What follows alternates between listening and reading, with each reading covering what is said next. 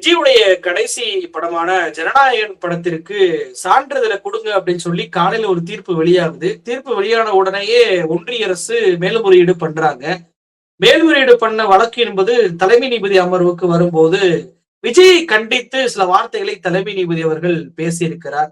போலியான அவசரத்தை காட்டி நீதிமன்றத்தை ஏமாற்றக்கூடாது அப்படின்னு சொல்லி விஜயுடைய படத்திற்கும் தடை என்பது போடப்பட்டிருக்கிறது.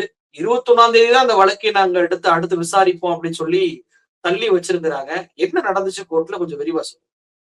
அதாவது இன்று காலை தனி நீதிபதி வழக்கு விசாரித்த வழக்கோட தீர்ப்பு வந்தது. அதுல அவங்க என்ன சொல்லியிருந்தாங்கன்னா, நீதியரசர் பி டி ஆஷா அவர்கள் இதற்கு முன்பாக சென்சார் போர்டு மறு ஆய்வு குழுவுக்கு இதை அனுப்பணும், இந்த படத்தை அனுப்ப வேண்டும் அப்படின்னு ஒரு உத்தரவு பிறப்பிச்சிருந்தாங்க. அதுதான் இந்த காலதாமதத்திற்கு காரணம்.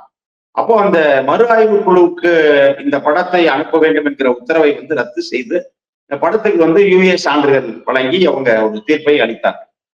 உடனடியாக ஒன்றிய அரசினுடைய வழக்கறிஞராக இருக்கக்கூடிய additional solicitor general AR Sundaresan அவர்கள் தலைமை நீதிபதி அமர்வுக்கு நேரடியாக சென்று ஒரு முறையீடு வைத்தார். நாங்க இதை மேல்முறையீடு பண்றோம், இது உடனே விசாரணைக்கு எடுத்துக்கொள்ளப்பட வேண்டும் அப்படிங்கிற மாதிரி ஒரு கோரிக்கை வைத்தார். உடனடியாக அதை ஏற்றுக்கொண்ட தலைமை நீதிபதி அவருடைய அமர்வில் இன்று மதியம் இது விசாரணைக்கு வந்தது. தலைமை நீதிபதி ஸ்ரீவத் ஷா, அதே போன்று நீதியரசர் அருள்முருகன் இருவர் அடங்கிய அந்த அமர்வில் இந்த வழக்கு விசாரணைக்கு எடுத்துக்கொள்ளப்பட்டது.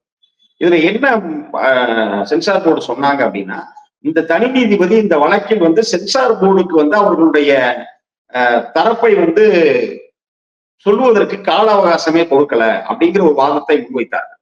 ஏன் அப்படின்னா இந்த படத்தை விண்ணப்பித்தது, அந்த சான்றிதழுக்காக படக்குழு விண்ணப்பித்ததே எப்போ அப்படின்னு பாத்தீங்கன்னா டிசம்பர் 18ஆம் தேதி.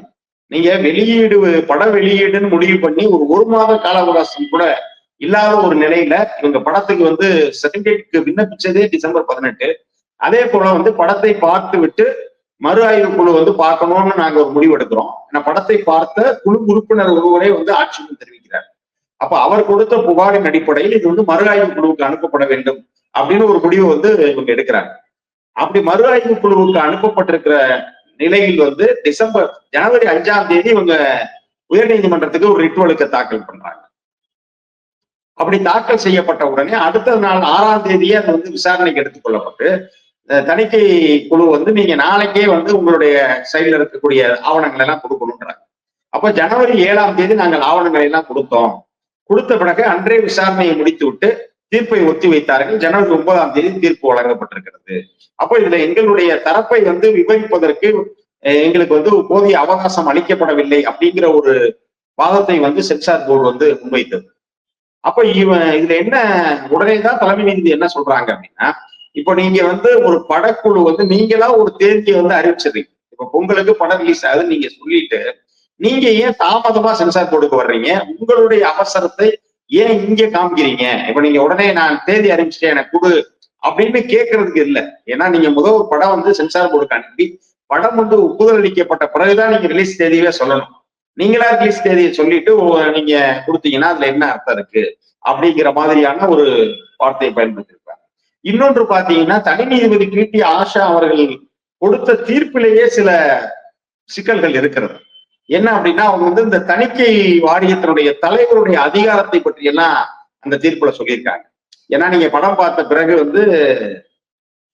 ஒரு குறிப்பிட்ட உறுப்பினருடைய புகாரின் அடிப்படையில நீங்க எப்படி மறு ஆய்வுக்கு அனுப்பலாம் அப்படிங்கிற மாதிரி என்ன சில கேள்விகள் எல்லாம் தணிக்கை வாரியத்தினுடைய உறுப்பினரே புகார் கொடுக்கலாமா, இது போன்ற கேள்விகளை எல்லாம் அவர் எழுப்பி இருந்தார். அப்போ இது எப்படின்னா, தணிக்கை குழுவினுடைய அதிகாரம், தணிக்கை குழு தலைவருடைய அதிகாரம் பற்றி எல்லாம் சிக்கல்களை பேசப்படுவதால இந்த வழக்கை உடனடியே இது அவசரமாலாம் விசாரிக்க முடியாது அப்படின்னு தலைமை நீதிபதி அவர்கள் சொல்லிவிட்டார்கள். அதன் காரணமாகத்தான் இந்த வழக்கினுடைய அடுத்த கட்ட விசாரணை அப்படிங்கிறது ஜனவரி 21ஆம் தேதிக்கு தான் ஒத்தி வைத்து அவர்கள் சொல்லியிருக்கிறார்.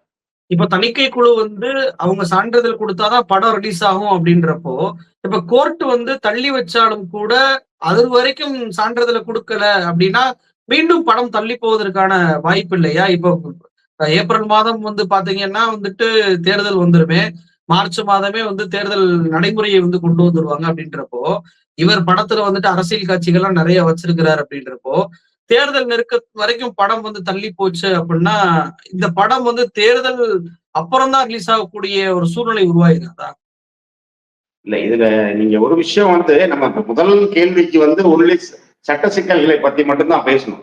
ஆனா இப்போ நீங்க அரசியலுடைய தொடர்புபடுத்தி கேள்வி கேட்கறதுனால அதை தொடர்பாகவும் என்னுடைய கருத்தை நான் பதிவு செய்யணும். என்ன அப்படின்னா, இது ஆரம்பம் தொட்டே இந்த படம் வந்து சிக்கலுக்கு உள்ளாக வேண்டும் என்று விஜய் நினைத்திருக்கிறார். அதான் உண்மை. நான் முதலே குறிப்பிட்டேன். ஏன்னா நீங்க படம் வந்து ஒரு மாதம் கூட இல்லாம எப்படி லேட்டா விண்ணப்பிக்கிறீங்க? டிசம்பர் 18ஆம் தேதி நீங்க ஜனவரி 9ஆம் தேதி படம் ரிலீஸ்னு வச்சுக்கிட்டு டிசம்பர் 18ஆம் தேதி எப்படி விண்ணப்பத்துக்கு போறீங்கனாலே தாமதம் ஏற்படணும். அந்த தாமதத்தை தன்னுடைய அரசியல் லாபத்துக்கு பயன்படுத்த வேண்டும் என்று முடிவு செய்து விட்டு தான் விஜய் இந்த காரியத்துல இறங்கி இருக்கார் அப்படின்னு நம்ம பார்க்க வேண்டியது ஒன்று. இன்னொன்று வந்து இப்படி தாமதப்படும் சூழலில் இந்த படம் வந்து தேர்தல் நெருக்கத்துல வெளியாகணும். தேர்தல் நெருக்கத்துல இது வெளியாகும் பொழுது இது ஒரு தாக்கத்தை ஏற்படுத்தும். தனக்கு ஆதரவாக ஒரு இளைஞர்களிடம் ஒரு தாக்கத்தை ஏற்படுத்தும் அப்படிங்கிற ஒரு எண்ண ஓட்டத்தில் கூட விஜய் இப்படி செய்திருக்கலாம். ஒன்று. இன்னொன்று பாத்தீங்க அப்படின்னா, நீங்க இந்த படத்தினுடைய ட்ரெய்லர் வெளியான பிறகு அது வந்து இவங்க எதிர்பார்த்த அந்த வரவேற்பு கிடைக்கல.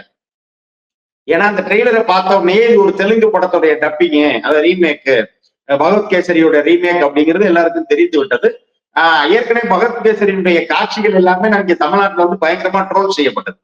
பாலகிருஷ்ணா வந்து பண்ணக்கூடிய இந்த ஒவ்வொரு விஷயமும் இங்க வந்து பாத்தீங்கன்னா ட்ரோல் பண்ணி அதை ஒரு காமெடி ஆக்கி விட்டாங்க. அப்ப அந்த படத்தினுடைய ரீமேக் தானே இது அப்படின்னும் போது ஜனநாயகன் படத்திற்கு இருந்த அந்த ஒரு எதிர்பார்ப்பு என்பது பொய்த்து போய்விட்டது. அப்போ இந்த நிலையில் படம் வந்து ஒரு தோல்வி படம் ஆயிடுச்சு அப்படின்னா, ஏன்னா இவர் என்ன பில்டப் கொடுத்திருக்காருன்னா, நான் வந்து கெரியரோட உச்சத்துல இருந்து வர்றேன், ஒரு பல கோடிகள் வந்து இழப்பை சந்திச்சுட்டு அரசியலுக்கு வர்றேன் அப்படின்னு பில்டப் கொடுத்துக்கிட்டு இருக்க நேரத்துல படம் அற்று பிளாப் ஆச்சுன்னு வச்சுக்கோங்களேன், அது வந்து தன்னுடைய அரசியலையும் பாதிக்கும் அப்படின்னு அவர் நினைக்கிறார். அப்போ அதன் தொடர்ச்சி தான் இது வழக்கு வந்து தானாகவே எப்படியாவது இது தாமதப்படணும் அப்படிங்கிற ஒரு எண்ணத்தில் தான் அவர்கள் இருப்பதை போல தெரிகிறது. ஏன் அப்படின்னா, இப்ப இதை முறையா போகணும்னா என்ன செஞ்சிருக்கலாம்னா, நீங்க என்னென்ன காட்சிகள் எல்லாம் வந்து கட் பண்ணுன்றீங்க, உங்க ஆட்சேபத்துக்குரிய காட்சிகள் என்ன அப்படின்னு கேட்டுட்டு நீங்க அந்த கட்டுக்கெல்லாம் ஓகே சொல்லி படத்தை இந்த தேதிக்குள் கொண்டு வர வேண்டும் என்று படக்குழு நினைத்திருந்தால், கதாநாயகன் விஜய் நினைத்திருந்தா கொண்டு வந்திருக்கலாம். இப்போ உதாரணத்துக்கு இதே நேரத்தில் போட்டியை சந்திக்கக்கூடிய இன்னொரு படம் பராசக்தி. இப்ப பராசக்தி வந்து அப்படி கொடுத்துட்டாங்களா தூக்கி சர்டிபிகேட்ட? கிடையாது. பராசக்தி படத்துல கிட்டத்தட்ட 25 இடத்துல வந்து பாத்தீங்கன்னா கட்டு, 50 வார்த்தைகள் மியூட் 52 வார்த்தைகள் மியூட் செய்யப்பட்டிருக்கிறது. இப்படி முக்கியமான நிறைய வார்த்தைகள் நிறைய இடங்கள்ல மாற்றப்பட்டிருக்கு. இப்போ தீ பரவட்டும் அப்படின்னு இருக்கும், அது பேரறிஞர் அண்ணாவினுடைய அந்த படத்தை ஒரு நூல், அவருடைய நூல் ஒரு புகழ்பெற்ற நூல் தீ பரவட்டும், அந்த இடத்த வந்து நீதி பரவட்டும்னு மாத்த சொல்லியிருக்காங்க. படக்குழு மாற்றி இருக்கிறது. அதே போல வந்து இந்த அச்சம் இருக்கிற வரை அண்ணாதுரை ஆள்வதாகத்தான் பொருள் அப்படின்னு சொல்றாரு பேரறிஞர் அண்ணாவுடைய புகழ்பெற்ற மேற்கோள். அது என்ன அப்படின்னா ஒரு 3 விஷயத்த சொல்றாரு.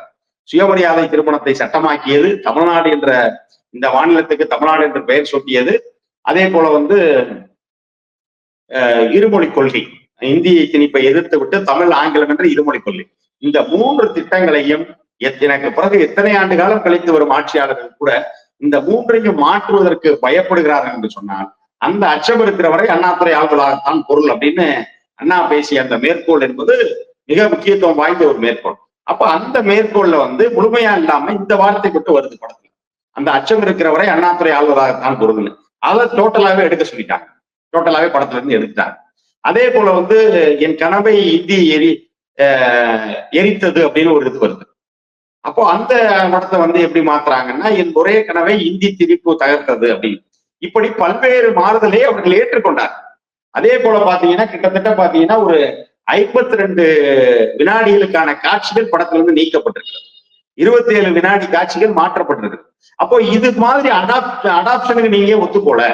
அப்போ நீங்க உங்களுடைய எண்ணம் படத்தை கொண்டு வர வேண்டும், அந்த சொன்ன தேதியில படம் கொண்டு வரணும், ரசிகர்களை ஏமாற்றக்கூடாது அப்படின்னு நீங்க நினைச்சீங்க அப்படின்னா, நீங்க வந்து படத்துல என்ன மாறுதல், என்ன ஆட்சேபம் நீங்க சென்சார் போர்டு சொல்லுது அப்படிங்கிற ஆட்சேபனையை தெரிந்து கொண்டு அதை மாற்றி இருக்க வேண்டும். ஆனா அப்படி போகாம இதை முழுக்க முழுக்க தன்னுடைய அரசியல் ஸ்டண்டுக்கு பயன்படுத்தி தன்னுடைய ரசிகர்களை ஏமாற்றி படம் வரும்னு சொல்லி கடைசி நேரத்துல ரசிகர்களை ஏமாறணும். அப்ப அந்த கோபத்தை வந்து ரசிகர்கள் வந்து எங்க காட்டுவாங்கன்னா அரசியல்ல நமக்கு ஆதரவா காட்டுவாங்க. அப்படியெல்லாம் அவர் வந்து நினைத்ததன் வாயிலாக இது வந்து திட்டமிடப்பட்டு செய்கிற ஒரு வேலையாக அப்படிங்கிற ஒரு சந்தேகத்தை நமக்கு ஏற்படுத்தி இருக்கிறது. இல்ல அந்த இப்ப நினைப்பை தலைமை நீதிபதி காலி பண்ணிட்டாரா? ஏன்னா விஜயை பொறுத்த வரைக்கும் அவர் அரசியல் பிரச்சாரத்திலையும் பாத்தீங்கன்னா கடைசி நேரத்துலதான் அனுமதி கேட்கறது, கூட்ட நெரிசல அனுமதி கேட்கறது. ஆனா வந்து பேசும்போது எனக்கு எனக்கு வந்து அனுமதி கொடுக்க மாட்டாங்க, எனக்கு வந்து பாருங்க நெரிசலான இடத்தை கொடுக்குறாங்க அப்படின்னு சொல்லி மாற்றி பேசுவார். படத்திலையும் அதே யுக்தியை அவர் வந்து பயன்படுத்துறாரா? அதை வந்து தலைமை நீதிபதி அம்பலப்படுத்தி விட்டாருன்னு பாக்கலாமா? போலி அவசரத்தை காட்டுறீங்க அப்படின்ற வார்த்தை ரொம்ப முக்கியமானதா தெரியுது. கண்டிப்பாக. ஏன்னா இப்ப இதை வந்து இவர் வந்து லேட்டா கொடுத்துட்டு அது தனக்கு பொலிட்டிக்கல் மைலேஜா கிரியேட் பண்ணணும்னு நினைச்சார். ஆனா இன்றைக்கு நீதிமன்றம் வந்து அதை தெளிவாக சொல்லியிருக்கிறது. ஒன்றிய அரசுடைய அந்த சென்சார் போர்டு வழக்கறிஞரே சொல்றாரு, இது வந்து டிசம்பர் 18ஆம் தேதி தான் அவங்க வந்து அப்ளை பண்ணாங்க, டோட்டலா சர்டிபிகேஷனுக்கே அப்ளை பண்ணதே அப்பதான் அப்படின்னு சொல்றாங்க.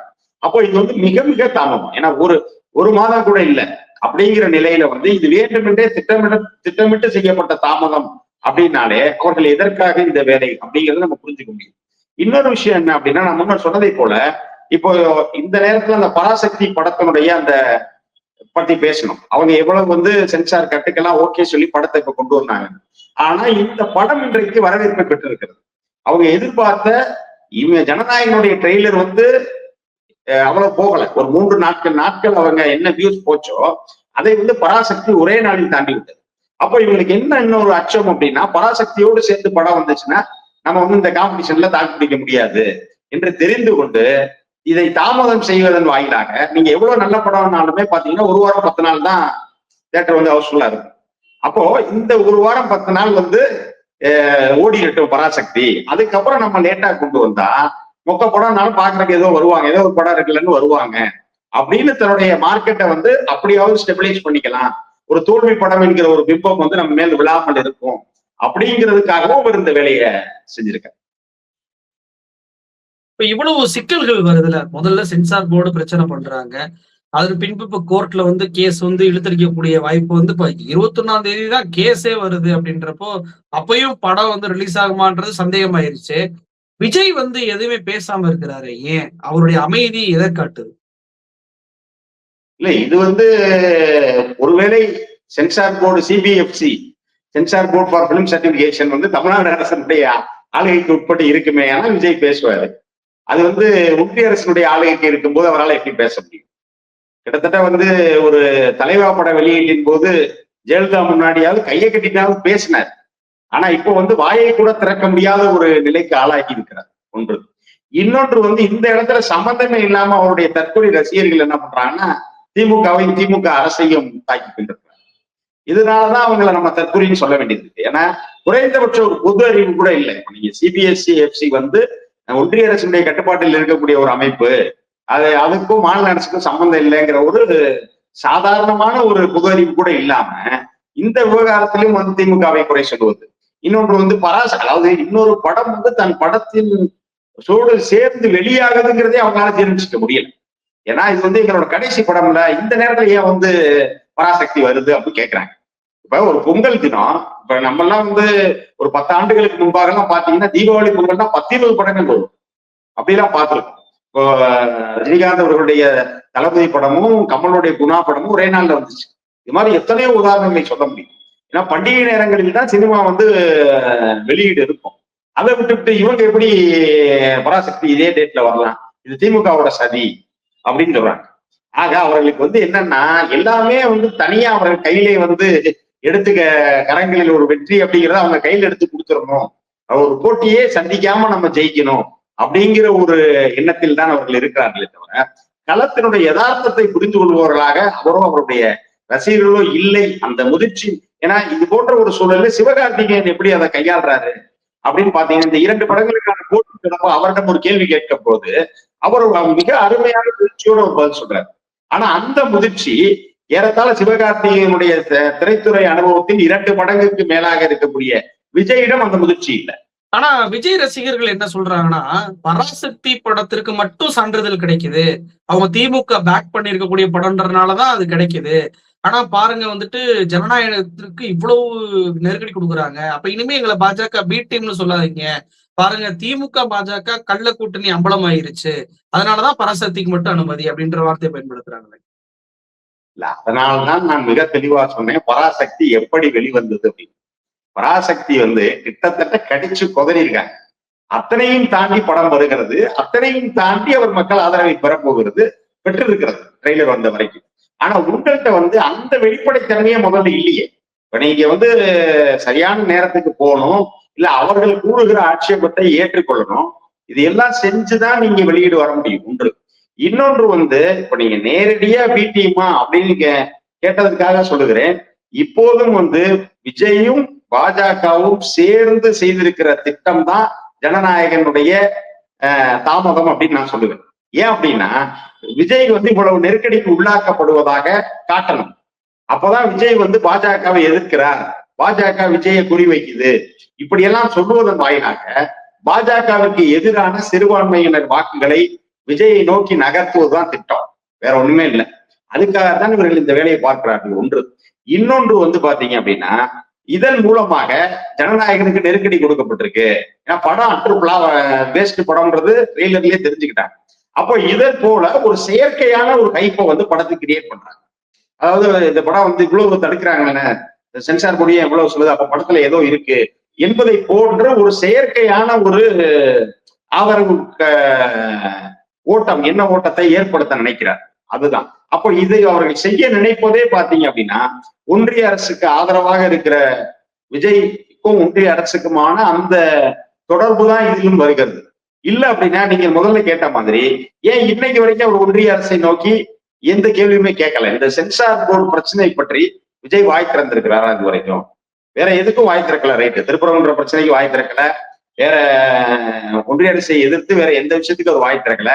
தன் படத்துக்கு பிரச்சனை என்றாவது வாய் திறந்திருக்கணும்ல, ஏன் திறக்கல? அப்போ இது வந்து விஜயும் பாஜகவும் சேர்ந்து அவர்கள் போட்டிருக்கிற திட்டம் தான் இது. இதுல வந்து இது தேவையே இல்லாம நீங்க வந்து திமுகவுக்கும் பாஜகவுக்கும் உறவு அப்படிங்கறதெல்லாம் இல்லை. ஏன் அப்படின்னா நீங்க வேற யாருக்கும் பராசக்தி தயாரிப்பாளர் யாரு? ஆகாஷ் பாஸ்கரன். அவருக்கு என்னெல்லாம் நெருக்கடி கொடுக்கப்பட்டது ஒன்றிய அரசால, அதை அத்தனை சட்ட ரீதியாக உடைத்து விட்டு வரலாறு காணாத அளவிற்கு வந்து இடியை மன்னிப்பு கேட்க வைத்து மீண்டும் தன்னுடைய தொழிலை தொடங்கி நடத்தி கொண்டிருக்கிறவர் ஆகாஷ் பாஸ்கர். அப்போ அது எப்படி இது ஒரு ரெண்டு பேருக்கு உறவுன்னு சொல்ல முடியும்? இது வந்து முழுக்க முழுக்க மறுபடியும் சொல்றேன்னா அரசியல் அறிவு இல்லாம பொது அறிவு இல்லாத ஒரு தற்கொலை கூட்டத்தாலதான் இதெல்லாம் பேச முடியும். பாஜகவும் விஜயும் சேர்ந்து போடுற திட்டமா இருக்குன்னு சொல்றீங்களே, ஆனா சிபிஐ சம்மன் அனுப்பிக்கிறாங்களே விஜய்க்கு. வரக்கூடிய 12ஆம் தேதி விஜய் ஆஜராகணும் அப்படின்னு சொல்லியிருக்கும் போது விஜய்க்கு எதிரான ஒரு போக்கை பாஜக செய்வதை போலதானே இருக்கு. அந்த ஒரு பார்வையை அவங்க வைக்கிறாங்கல்ல. ஒருவேளை விஜய் வந்துட்டு சிபிஐ நம்மள எந்த கேள்வி கேட்டக்கூடாது என்பதற்காக தான் தன்னுடைய கடைசி படம் வந்து இவ்வளவு பாதிப்புள்ளாகும் போது வாய் திறக்காம இருக்கிறாரோ அப்படின்ற கேள்வியும் கேட்கிறாங்க. இந்த கேள்விக்கும் நான் முந்தைய சொன்ன பதில் தான். பாஜகவை பொறுத்தளவில் நேரடியாக பாஜகவை விஜய் எதிர்க்கவில்லை என்றாலும் பாஜகவை விஜய் எதிர்ப்பது போன்ற ஒரு தோற்றத்தை ஏற்படுத்த வேண்டும், ஒரு மாயையை ஏற்படுத்தணும். அந்த மாயையை கிறிஸ்துவ இஸ்லாமிய மக்கள் நம்பி அவருக்கு வாக்களிக்கணும். அதுதான் அவர்களுடைய திட்டம். இப்போ இதுல வந்து பாத்தீங்க அப்படின்னா இது தமிழ்நாடு அரசுக்கு கீழ் அந்த எஸ்ஐடியினுடைய சென்னை உயர் நீதிமன்றம் உருவாக்கிய தென்மண்டல ஐஜி அஸ்ராகார் தலைமையிலான அந்த சிறப்பு புலனாய்வு குழு விசாரணையில இருந்த வரைக்கும் விஜயை நோக்கி வந்து இது போகவே இல்லை. ஆனால் சிபிஐக்கு கொண்டு போன பிறகு விஜய் வந்து குறிவைக்கப்பட்டார். இதுக்கு எல்லாமே காரணம் என்னன்னா அப்போ ஒன்றிய அரசு விஜயை குறிவைக்குது, விஜயை வந்து அவங்க வந்து கடும் அழுத்தத்துக்கு உள்ளாக்குறாங்க, அப்போ வந்து நாம விஜயை ஆதரிக்கணும் அப்படின்னு சொல்லி இந்த சிறுபான்மை மக்கள் வந்து விஜயை நோக்கி நகரணும். ஏன்னா சிறுபான்மை மக்களுடைய அந்த பாஜகவை எதிர்க்கிற அந்த வாக்கு வங்கி என்பது ஒரே புறமாக திராவிட முன்னேற்ற கழகத்துக்கு சென்று விடக்கூடாது. ஏன்னா வந்து அதை தடுத்து விட வேண்டும் என்ற நோக்கம்தான் மீண்டும் மீண்டும் விஜய்க்கு வந்து ஜனநாயகன் படம் நெருக்கடியா இருக்கட்டும், இந்த ஜனவரி 12 அவருக்கு அனுப்பப்பட்டிருக்கக்கூடிய அழைப்பாணையாக இருக்கட்டும், இது அனைத்துமே அவர்கள் செய்கிற அந்த வேலை தானே தவிர இதுல வந்து வேற எந்த விஷயமும் இல்லை. ஏன்னா இன்னொன்று வந்து இவர் வந்து இந்த வழக்குக்காக இவர் பேசாம இருக்காரா அப்படின்றது இல்லை. இந்த வழக்கு வந்து ஜனவரி 12ஆம் தேதி அவர் வர சொல்லி அழைப்பாணை என்னைக்கு வந்துச்சு? 2-3 தினங்களுக்கு முன்பாக தான் வந்துச்சு. அதுக்கு முன்னாடி திருப்பரங்குன்ற பிரச்சனைக்கு பேசினாரா? இல்ல அதுக்கு முன்னாடி வந்து பள்ளி கல்விக்கு நிதியெல்லாம் நிப்பாட்டி வச்சிருக்காங்களே அதுக்கு பேசினாரா? அவரை பொறுத்தளவு எப்போதுமே அரசை எதிர்த்து அவர் பேச போவதில்லை. கேட்டா என்ன சொன்னா இங்க களத்துல இருக்கவங்களை பத்தி தான் நான் பேசுவேன் அப்படின்னு சொல்லி சமாளிக்கிறது. அதுதானே தவிர இது வந்து ஏன்னா நேரடியாக ஒன்றிய அரசுக்கும் இவருக்கும் தொடர்பு இருக்கிறது என்று மக்கள் சந்தேகிக்க தொடங்கி விட்டார். அப்ப அப்படி இல்லை, அவரு நாங்க எதிரிகள் அப்படின்னு காட்டணும். அப்படி காட்டுவதற்கான வேலை தான் வந்து இந்த ஜனநாயக படத்திற்கு கொடுக்கப்படுகிற இந்த தடையா இருக்கட்டும், நெருக்கடியா இருக்கட்டும், அதே போல அவருக்கு விசாரணைக்கு அழைக்கப்படுவதாக இருக்கட்டும், இது அனைத்தும் ஒண்ணுதான். இன்னொன்று வந்து இப்ப அவருடைய பி டீமும் கூட்டணின்னு சொல்றாங்களே, அப்புறம் எதுக்கு அவர் மீதான விசாரணைன்னு ஒரு கேள்வி கேட்டீங்க. பாஜகவோடு இன்றைக்கு கூட்டணியில இருக்கக்கூடிய அத்தனை பேரையும் அப்படித்தானே சேர்த்தாங்க. இப்ப எடப்பாடி மீது ஊழல் குற்றச்சாட்டு இருக்கு. அதே போல கொடநாடு கொலை வழக்கு அவரை வரைக்கும் போகுது, கொள்ளை வழக்கு, கொலை வழக்கு. அப்ப அதே போல வந்து அன்புமணி மீது எதுக்காக அவசர அவசரமா முந்தாள் வந்து சேர்றாரு. அன்புமணி மீது மருத்துவக் கல்லூரிகளை தொடங்கியதுல வந்து முறைகேடு அளித்தது முறைகேடுன்னு வழக்கு இருக்கு. இப்ப டிடிவி தினகரன் வந்து முதல்ல தேசிய ஜனநாயக கூட்டணி விட்டு விலகுறேன்னு சொன்னவரை இன்னைக்கு எதுக்காக அவசர அவசரமா அமித்ஷா டெல்லிக்கு கூப்பிட்டுருக்காரு. அவர் வந்து அங்கே அவர் மேல ஏற்கனவே பெறா வழக்கு இருக்கு. இரட்டலை சின்னத்தை பெறுவதற்காக தேர்தல் ஆணையத்துல லஞ்சம் கொடுத்த வழக்கு. ஆக இப்படி வழக்கின் மூலமாக மட்டும்தான் அவர்கள் கூட்டணி கட்சிகளை வளைத்து அவர்களை கூட்டணி கட்சிக்காகவோ இல்ல தனக்கு எதிர் முகாமில் இருந்து கொண்டு அவருக்கு தேவையான வேலைகளை செய்பவர்களாகவோ பயன்படுத்துகிறார்கள். உதாரணத்துக்கு சீமான் வந்து இன்றைய தினம் முழுமூச்சாக பெரியாரை எதிர்க்க தொடங்கி இருக்கிறார். காரணம் என்ன? இப்ப அவருக்கு வந்து அந்த விஜயலட்சுமி மீதான அந்த பாலியல் புகாரில் உச்ச நீதிமன்றத்தில் அவருக்கு முழு விடுதலையை பெற்று தந்து விட்டது பாஜக. அப்போ அதற்கு விசுவாசமா அவர் என்ன பண்றாருன்னா RSS பகிரங்கமாவே RSS மேடையில் ஏறிட்டார். இத்தனை நாள் வந்து பி டீம்னு சொன்னவர் இன்னைக்கு ஏ டீம், நான் தான் பிஜேபி ஆதரவாளர் என்று காட்டிக் கொள்கிற அளவுக்கு பார்ப்பனருக்கு புது வழக்கம்லாம் கொடுக்கிறார். ஆக இப்படி அவர்கள் வழக்குகளை மட்டும்தான் வைத்துக் கொண்டுதான் ஒருவரை தங்கள் அணியில் சேர்த்துவதோ இல்ல அது எதிரணியில் இருந்து கொண்டு தங்களுக்கான வேலைகளை செய்வதோ அப்படின்னு செய்ய வைக்கிறாங்க. இந்த இடத்துக்கு அடுத்த நபர் தான் விஜய். நிகழ்ச்சியில் கலந்து கொண்டு பல்வேறு தகவலை நேற்று பகிர்ந்துட்டீங்க. ரொம்ப நன்றி. வாய்ப்புக்கு நன்றி. வணக்கம்.